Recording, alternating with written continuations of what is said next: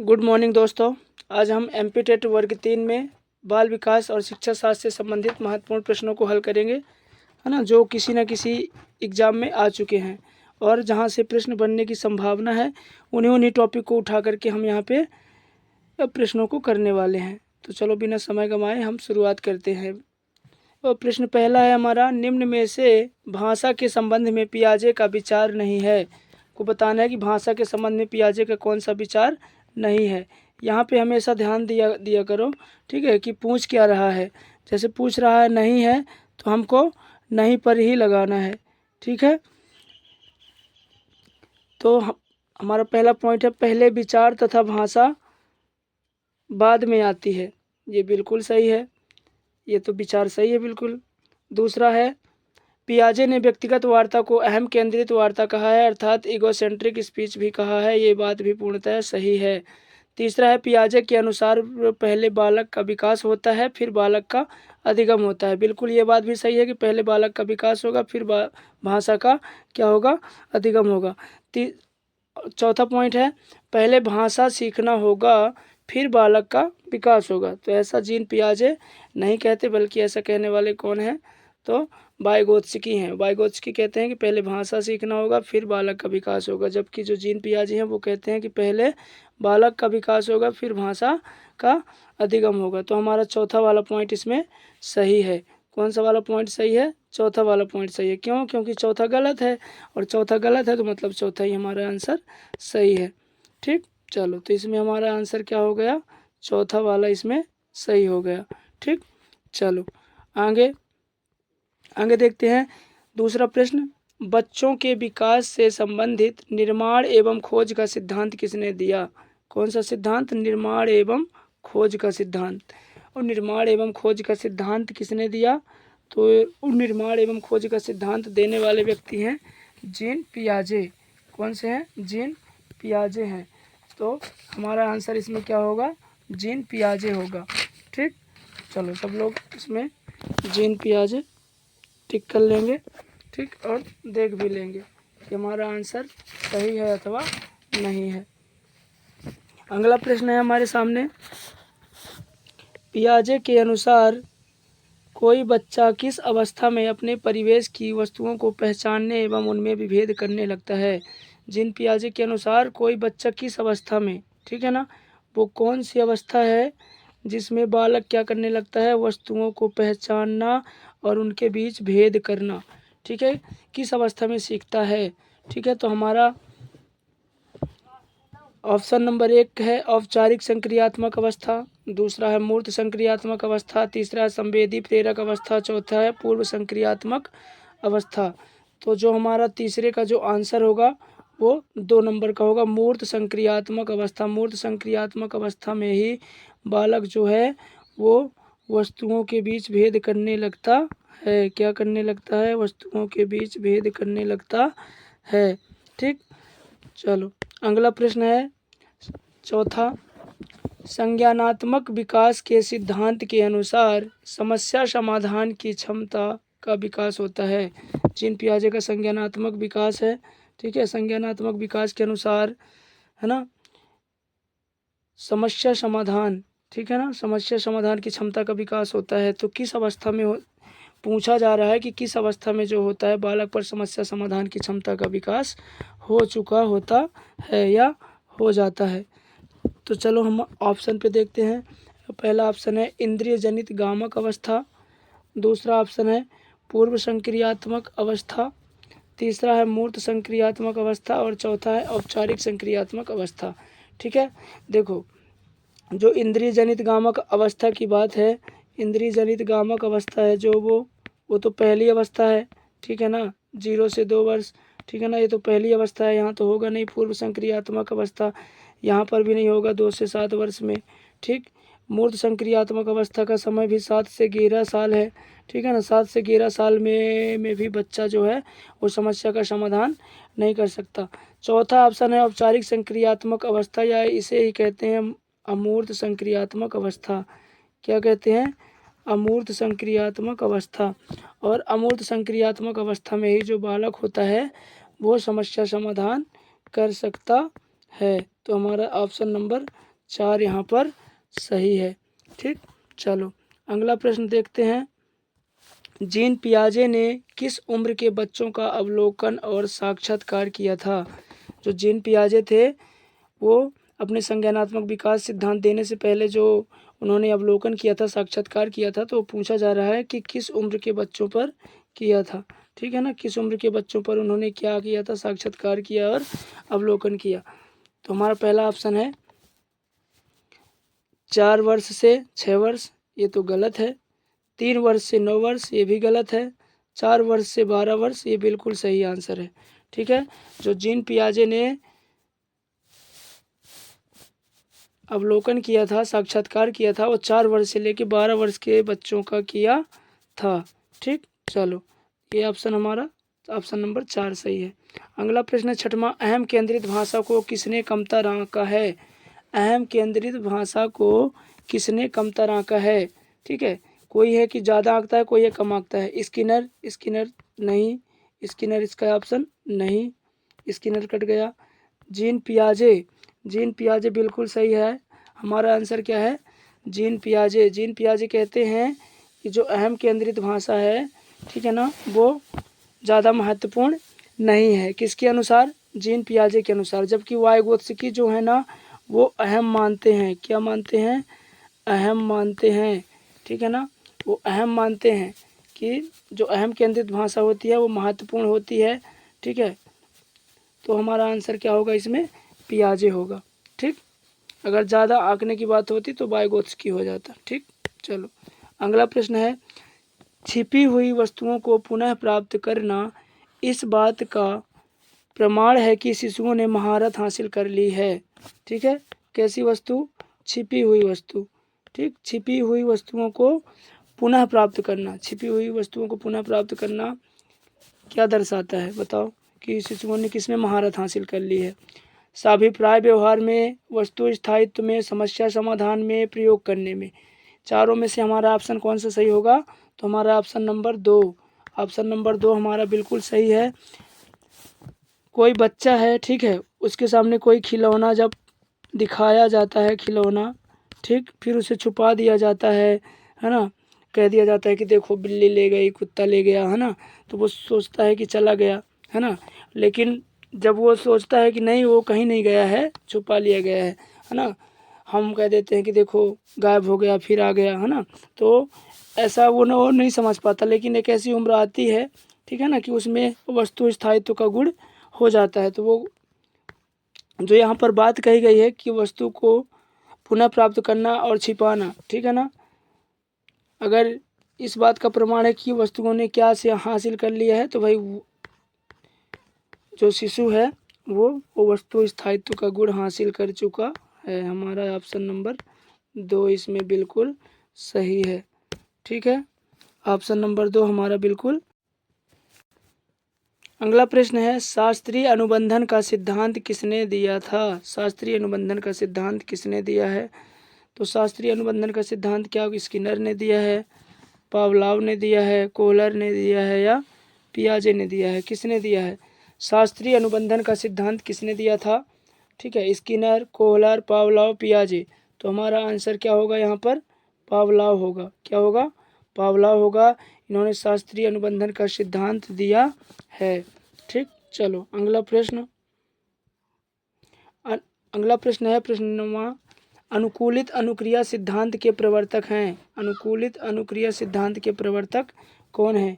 Skinner हैं, पावलाव हैं, Thorndike हैं, या ब्रूनर हैं? चारों में से कौन से हैं जो अनुकूलित अनुक्रिया सिद्धांत के प्रवर्तक हैं? ठीक, बताना है। तो हमारा आंसर इसमें क्या होगा? हमारा आंसर होगा इसमें पावलाव। क्या होगा? पावलाव। ठीक, पावलाव हमारा आंसर यहाँ पर बिल्कुल सही है। अनुकूलित अनुक्रिया का सिद्धांत उन्हीं ने दिया है। ठीक, चलो अगला प्रश्न है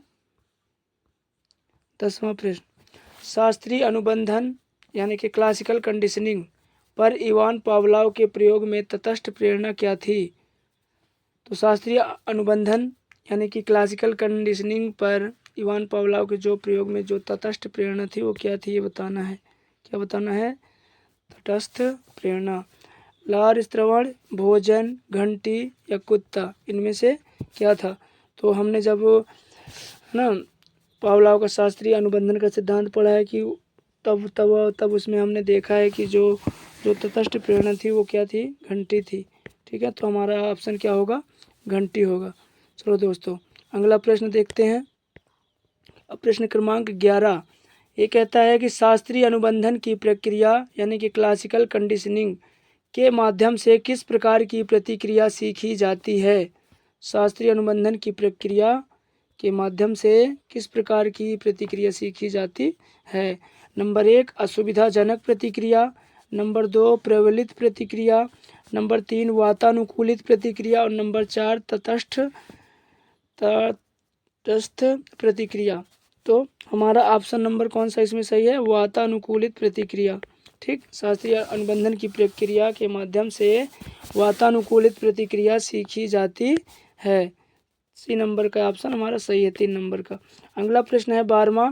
पावलोव का अधिगम इस मान्यता पर आधारित है कि जीवित प्राणी का आचरण निम्न होता है। पावलोव का जो अधिगम इस मान्यता पर आधारित है, ठीक है ना, कि जो जीवित प्राणी होता है उसका आचरण क्या होता है? रचनात्मक होता है, स्वैच्छिक होता है, बौद्धिकता पूर्ण होता है या यांत्रिक होता है? तो इसमें हमारा उत्तर है यांत्रिक होता है। क्या होता है? यांत्रिक होता है। पावलोव का जो अधिगम होता है इस मान्यता पर आधारित है कि जीवित प्राणी का आचरण कैसे होता है? यांत्रिक होता है। ये हमारा सही आंसर है और हमारा महत्वपूर्ण आंसर भी है। ठीक, अगला प्रश्न 13वां। इवान पावलोव के क्लासिकल कंडीशनिंग सिद्धांत के अनुसार एक उत्तेजना के लिए एक विशेष प्राकृतिक प्रतिक्रिया दूसरे संबद्ध उत्तेजना के लिए एक सशर्त प्रतिक्रिया बन जाती है। कौन सा उदाहरण इस सिद्धांत को संतुष्ट करता है? ठीक, एक उत्तेजना है,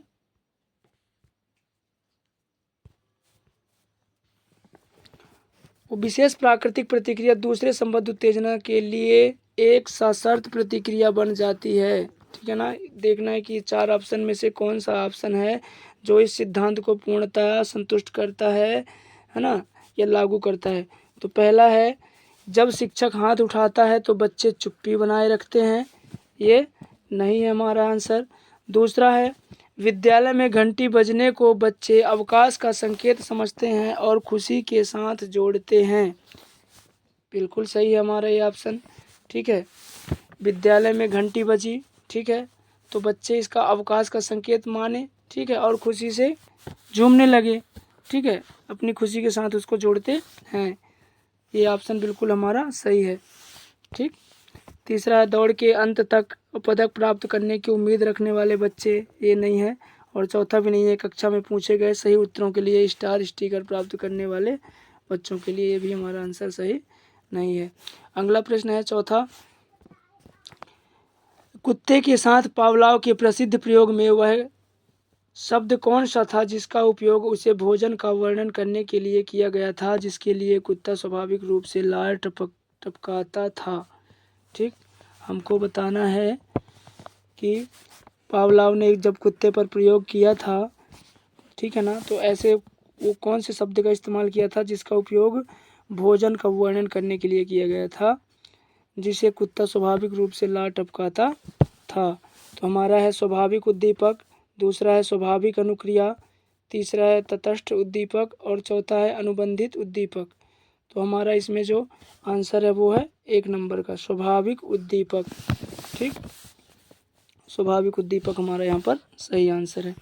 अगला प्रश्न है 15। किस प्रकार के अनुकूलन में पहले से ही CS और CR का पता लगाया जा सकता है? CS और CR का पता लगाया जा सकता है।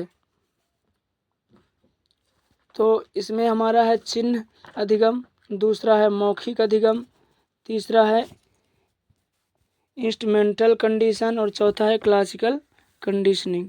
ठीक है, तो हमने जब पावलोव का शास्त्रीय अनुबंधन का सिद्धांत पढ़ा है उसमें हमने ये देखा है कि जो ये क्लासिकल कंडीशनिंग होता है उसमें क्लासिकल कंडीशनिंग में जो CS और CR का पता लगाया जा सकता है। ये किसके माध्यम से? क्लासिकल कंडीशनिंग के माध्यम से। किसके माध्यम से? क्लासिकल कंडीशनिंग के माध्यम से। इसमें ये वाला हमारा आंसर सही है। आज के प्रश्न बहुत ही महत्वपूर्ण है दोस्तों, आपको ये बहुत हेल्प पहुंचाएंगे, ठीक है, इसलिए इनको अच्छे से पढ़ना और अपनी नोटबुक में इनको लिख भी लेना, ठीक है।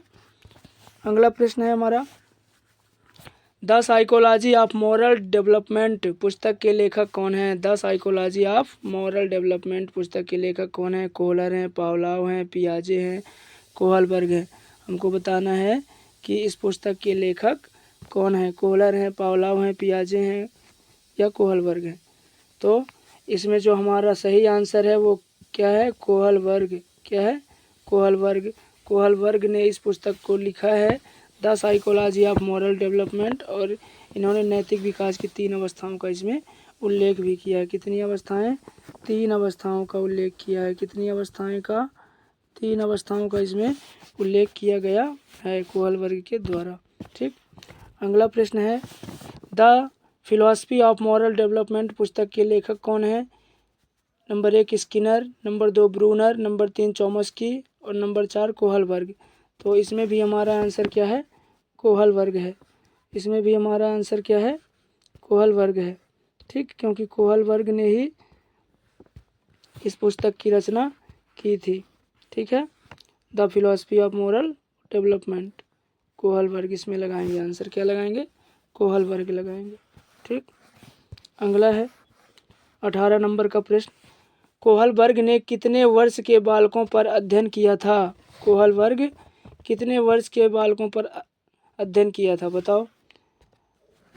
ऑप्शन नंबर 1 5 से 10 वर्ष, ऑप्शन नंबर 2 10 से 20 वर्ष, ऑप्शन नंबर 3 8 से 12 वर्ष, ऑप्शन नंबर 4 10 से 16 वर्ष। तो जो हमारा इसमें सही आंसर है वो डी है, 10 से 16 वर्ष के बीच के बच्चों पर कोहलबर्ग ने अध्ययन किया था, ठीक है ना। ऑप्शन नंबर 4 सही है, 10 वर्ष से लेके 16 वर्ष के बच्चों तक, ठीक। चलो अगला है प्रश्न, कोहलबर्ग ने नैतिक विकास की कितनी अवस्थाएं बताई हैं? अभी अभी हमने बताया था इसको कि 3 अवस्थाएं बताई है ना। नैतिक विकास की कितनी अवस्थाएं बताई हैं? 2 3 4 5। तो हमारा सही आंसर क्या है? यहाँ पर 3 अवस्थाएं बताई है, ठीक है। कितनी अवस्थाएं? 3 अवस्थाएं, पूर्व परंपरागत नैतिक स्तर, परंपरागत नैतिक स्तर और उत्तर परंपरागत नैतिक स्तर। 3 स्तर बताए हैं और 6 चरण बताए हैं, ठीक है। कितने चरण बताए हैं? 6 चरण बताए हैं। 3 स्तर में 6 चरण, यानी प्रत्येक स्तर पे 2 चरण हैं, ठीक है ना। प्रत्येक स्तर पे कितने चरण हैं? प्रत्येक स्तर में कितने चरण हैं? 3 चरण हैं, 2 चरण हैं। प्रत्येक स्तर में 2 चरण, प्रत्येक स्तर में 2 चरण हैं, यानी कि 3 स्तर, तो टोटल चरण कितने होंगे? 6 चरण होंगे। कितने होंगे? 6 चरण होंगे, ठीक है। जो मैं बोलता जाता हूँ उसे आप लिखते जाइए, ठीक। अगर तेज़ चल रही है वीडियो तो वीडियो को रोक के आप उसको अपनी नोटबुक पे लिख सकते हो। जो भी महत्वपूर्ण फैक्ट अगर आपको लग रहा है कि ये महत्वपूर्ण है, इम्पोर्टेंट है, तो उसको लिख सकते हो अपनी कॉपी में, ठीक है। अगला प्रश्न क्या है? प्रश्न नंबर 20 कहता है, कोहलबर्ग के अनुसार सही और गलत के बारे में बच्चे चिंतन करते हैं। मोस्ट है ये, इम्पोर्टेंट प्रश्न है, इसमें IMP लगा लेंगे कि कोहलबर्ग के अनुसार सही और गलत के बारे में बच्चे चिंतन करते हैं। कैसे करते हैं? संदर्भ के अनुसार करते हैं क्या चिंतन? अलग आयु में अलग तरीके से करते हैं क्या? या तीसरा ऑप्शन है अलग चरणों में समान तरीके से करते हैं? या चौथा है अभिभावकों द्वारा प्रदत्त निर्देशों के अनुसार करते हैं, ठीक है। इसमें से ऑप्शन नंबर आपको बताना है कि कौन सा वाला ऑप्शन इसमें सही होगा। तो इसमें हमारा ऑप्शन नंबर बी है, जो अलग आयु में अलग तरीके से चिंतन करते हैं। ये मोस्ट इम्पॉर्टेंट है। कोहलबर्ग ने कहा है कि प्रत्येक बच्चा अलग आयु में अलग तरीके से चिंतन करता है, अलग तरीके से सोचता है और समस्या को अलग नज़रिए से देखता है, ठीक। चलो अगला प्रश्न है हमारा 21 नंबर का। 21 नंबर का प्रश्न कहता है, कोहलबर्ग ने नैतिक विकास के कितने चरण बताए हैं? देखो अभी इस प्रश्न की हम बात कर रहे थे और वो प्रश्न आ भी गया कि कोहलबर्ग ने नैतिक विकास के कितने चरण बताए हैं। 3 6 9 12। इसमें बहुत सारे बच्चों को डाउट हो सकता है और वो आंसर 3 पे क्लिक कर सकते हैं, जो कि क्या हो जाएगा, पूरी तरह से गलत हो जाएगा। क्यों गलत हो जाएगा? क्योंकि भाई कोहल वर्ग ने नैतिक विकास के 3 अवस्थाएं बताई है और यहाँ पर क्या पूछ रहा है हमसे, वो चरण की बात कर रहा है। ठीक है ना, प्रत्येक अवस्था में 2 चरण हैं, मतलब 3 अवस्थाएं हैं तो 6 चरण होंगे। कितने चरण होंगे? 6 चरण होंगे।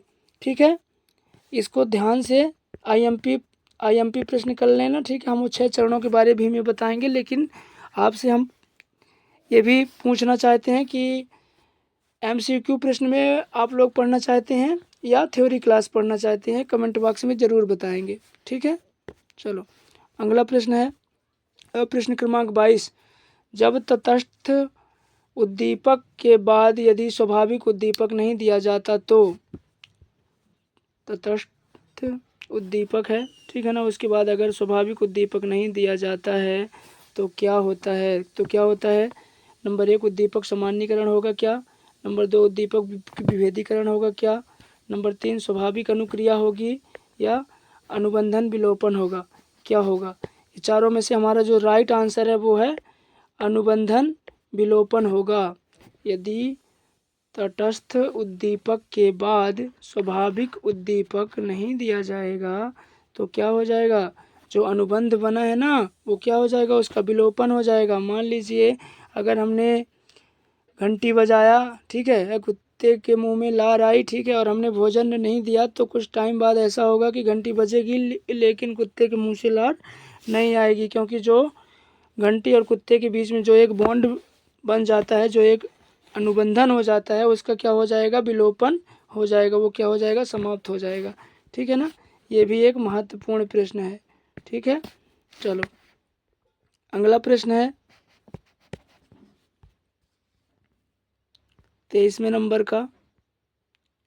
पावलाव के प्रयोग में कुत्ता न केवल मांस सीधे मुंह में रखने से लार टपकाता है, किंतु इससे पहले भी जब सीढ़ियों से नीचे आने वाले प्रशिक्षक के कदमों की आवाज़ सुनता है, इस संवृत्ति को कहा जाता है। ठीक है, इसमें कहा गया है कि जो कुत्ता है वो केवल तब लार नहीं टपकाता कि जब मांस उसके मुंह में जाता है, ठीक है ना, बल्कि वह तब भी लार टपकाता है जब कोई प्रशिक्षक यानी जो कुत्ते को रखा था, जब प्रशिक्षक सीढ़ियों से नीचे आता है तो उसके जो कदमों की आवाज़ आती है ना, तब भी वो जो कुत्ता है वो लार टपकाता है। ठीक है ना, तो इस जो संवृत्ति है उसको कहा क्या जाता है, ये पूछा गया है। बहुत ही महत्वपूर्ण प्रश्न है ये, बहुत ही समझने वाला प्रश्न है। पैडागॉजी बनती है ऐसे ही प्रश्न से बनती हैं वो। ठीक है ना, इसमें क्या क्या कहेंगे बताओ? इसको विलोपन कहेंगे, तत्परता कहेंगे, बिना शर्त प्रोत्साहन कहेंगे या उद्दीपक सामान्यीकरण कहेंगे? क्या कहेंगे? तो इसमें जो हमारा राइट आंसर होगा वो क्या होगा? उद्दीपक सामान्यीकरण या अनुकूलित उत्तेजना कहेंगे। ठीक, सामान्यीकरण कहेंगे या अनुकूलित उत्तेजना कहेंगे। ठीक, चलो अगला प्रश्न है कोहल वर्ग के नैतिक विकास के किस स्तर में बालक के नैतिक दुविधा से संबंधित प्रश्न उनके लाभ व हानि पर आधारित होता है? मोस्ट आईएमपी प्रश्न ये भी है। ठीक है, इसको आईएमपी लगा लेंगे। ठीक है, इसको आईएमपी लगा लेंगे। ठीक है, ये बहुत ही महत्वपूर्ण प्रश्न है। ठीक है, इसमें जो हमारा पहला ऑप्शन है वो कहता है कि पूर्व परंपरागत स्तर, दूसरा है परंपरागत स्तर, तीसरा है उत्तर परंपरागत स्तर और चौथा है सार्वभौमिक स्तर। इसमें हमको बताना है कि हमारा कौन सा ऑप्शन सही है।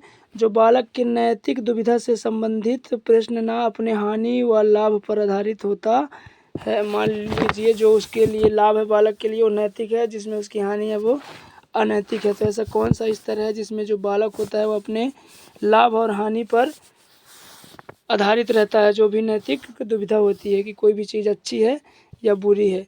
ठीक है, तो इसमें हमारा जो आंसर होगा वो क्या होगा? पूर्व परंपरागत स्तर। क्या होगा? पूर्व परंपरागत स्तर होगा, क्योंकि बालक इसमें ये नहीं समझ पाता कि सही क्या है और गलत क्या है। उसके लिए जो लाभकारी है वो सही है, जो हानिकारक है वो गलत है। तो जो भी नैतिक दुविधा होती है वो किस पर डिपेंड करती है? उसकी हानि और लाभ पर डिपेंड करती है। ठीक है, चलो अगला प्रश्न है हमारा 25 नंबर का। कोहल वर्ग के नैतिक विकास सिद्धांत के अनुसार बालक किस चरण में प्रशंसा पाने के लिए कार्य करता है। देखो अभी एक में हमने क्या देखा कि बालक जो हानि लाभ है ना उस पर डिपेंड करता है नैतिकता।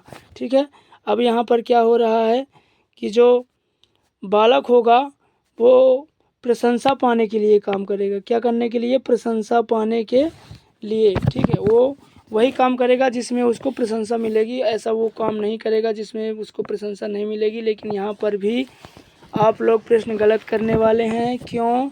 क्योंकि यहाँ पे चरण पूछा है। ठीक है ना, क्या पूछा है? चरण पूछा है और चरण 6 तक होते हैं। ये मत सोचना कि चौथा पांचवा चरण नहीं होगा। ठीक है ना, वो अवस्थाएं हैं, स्तर हैं, वो उसको स्तर कह सकते हो या अवस्थाएं कह सकते हो। लिख भी सकते हो कि स्तर कितने? 3। और चरण कितने? चरण होते हैं 6। ठीक, चरण कितने? 6 और स्तर कितनी? 3। तो जो चरण होते हैं वो 6 होते हैं। प्रत्येक स्तर में 2 चरण होते हैं। इसमें हमारा क्या है? दूसरा चरण, तीसरा चरण, चौथा चरण या पांचवा चरण। हमको बताना है कि कौन सा चरण इसमें सही है। तो इसमें हमारा है तीसरे नंबर का ऑप्शन बिल्कुल सही है, चौथा चरण है। जो चौथा चरण है उसमें क्या होता है कि बालक प्रशंसा पाने के लिए कोई भी काम करता है। ठीक है ना, कि जैसे मैं ऐसा काम करूँगा तो मम्मी मुझे शाबाशी देगी, पापा मुझे शाबाशी देगा, अच्छा लड़का है, अच्छी लड़की है ना, गुड गर्ल गुड बॉय वाला बात है वो, है ना। तो ये हमारा चौथे चरण में आता है। ठीक है, चलो अगला प्रश्न है हमारा 26 नंबर का। ये भी महत्वपूर्ण प्रश्न है, इसमें भी IMP लगा लेंगे। ये भी हमारा प्रश्न कैसा है? महत्वपूर्ण है। ठीक, इस चरण में बालक दूसरे के विचारों को महत्व न देकर, देखो अब प्रश्न को ध्यान से पढ़ना है, दूसरे के विचारों को महत्व न देकर अपने आंतरिक आदर्श के द्वारा, किसके द्वारा? आंतरिक आदर्श के द्वारा कार्य करता है। ठीक है ना, कोई बालक है वो दूसरे के विचारों को महत्व नहीं देता बल्कि अपने आंतरिक आदर्शों के अनुसार वो काम करता है। ठीक है ना, तो कोहल वर्ग के नैतिक विकास सिद्धांत के अनुसार बालक किस चरण में है? आपको बताना है कि ऐसा अगर कोई बालक कर रहा है तो भैया किस चरण में होगा। क्या वो सामाजिक अनुबंध अभिमुखता चरण में होगा, सार्वभौमिक नैतिकता चरण में होगा, अधिकार संरक्षण वाले चरण में होगा, या स्वलाभ या आत्म अभिरुचि वाले चरण में होगा? ये आंसर भी गलत करने वाले तुम लोग। ठीक है, अच्छे से प्रश्न को पढ़ो। क्या कह रहा है प्रश्न? कि आंतरिक आदर्श के द्वारा कार्य करता है, उसे बाहरी दुनिया से कोई मतलब नहीं है कि दुनिया क्या सोच रही है, क्या कर रही है। तो इसमें हमारा जो ऑप्शन है वो कौन सा वाला सही है? सार्वभौमिक नैतिकता। ठीक है, ये अंतिम चरण है। कौन सा चरण है? अंतिम चरण है। अंतिम चरण है ये, तीसरी अवस्था का अंतिम चरण है। यहाँ तक कोई कोई व्यक्ति पहुँच पाता है, कोई कोई व्यक्ति यहाँ पर पहुँच पाता है, सभी व्यक्ति यहाँ पर नहीं पहुँच पाते। ठीक है, चलो अगला प्रश्न है प्रश्न क्रमांक 27। प्रश्न क्रमांक जो 27 है,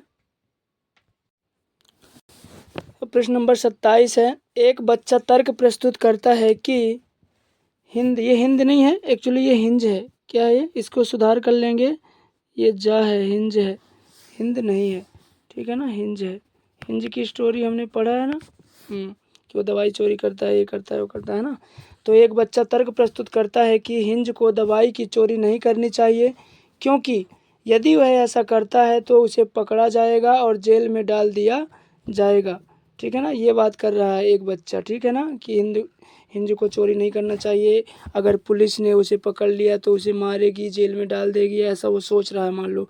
ठीक है ना, तो कोहल वर्ग के अनुसार वह बच्चा नैतिक समझ के किस चरण में आता है?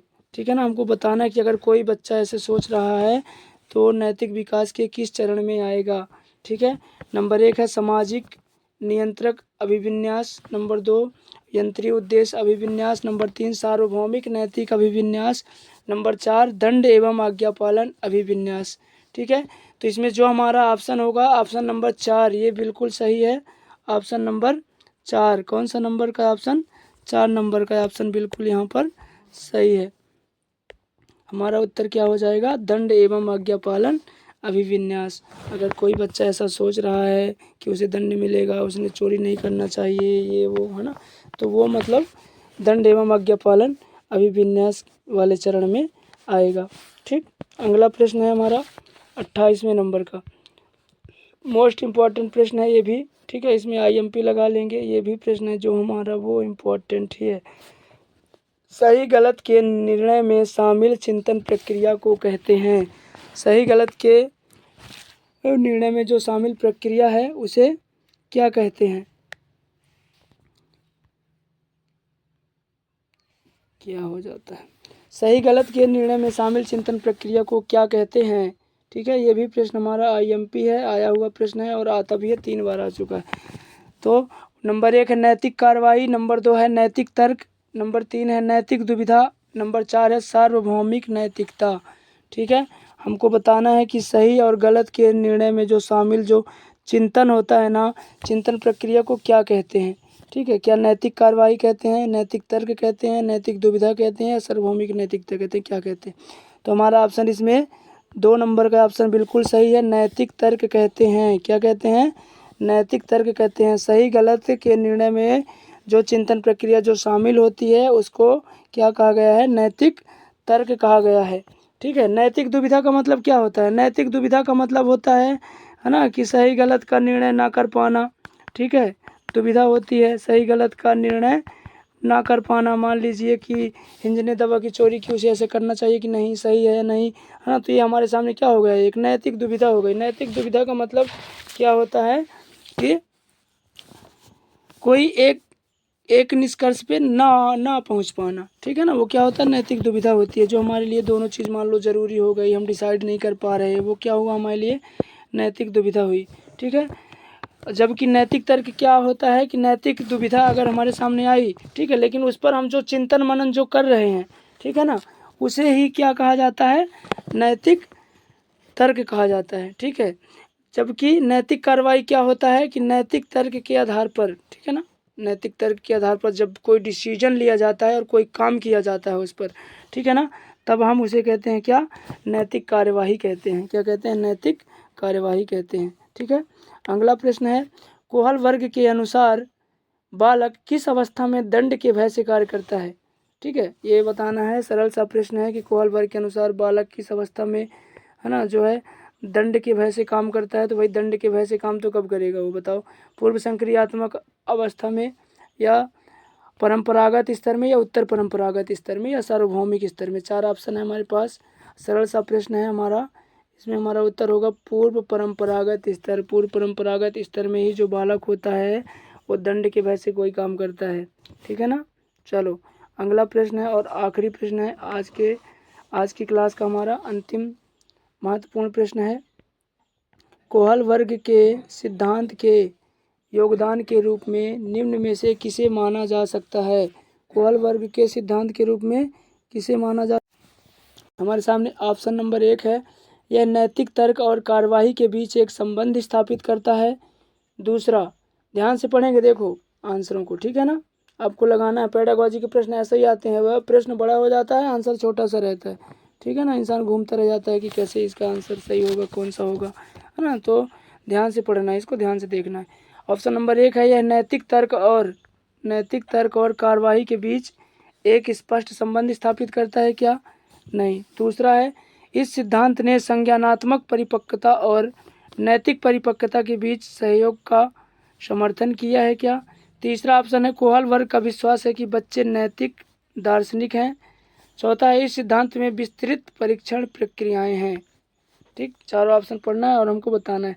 तो हमारा इसमें जो ऑप्शन नंबर 2 है ये बिल्कुल सही है। ऑप्शन नंबर 2 हमारा बिल्कुल सही है। कोहल वर्ग के सिद्धांत के योगदान के रूप में ना, यही योगदान है कि इस सिद्धांत ने संज्ञानात्मक परिपक्वता और नैतिक परिपक्वता, ठीक है ना, उसके बीच एक सहयोग का समर्थन किया है। क्या क्या किया है? एक सहयोग का समर्थन किया है। ठीक है, तो आज की क्लास में फिलहाल इतना ही था। ठीक है, अगली क्लास के लिए इंतज़ार करो। ठीक है, वीडियो पसंद आई हो तो वीडियो को लाइक करें, सब्सक्राइब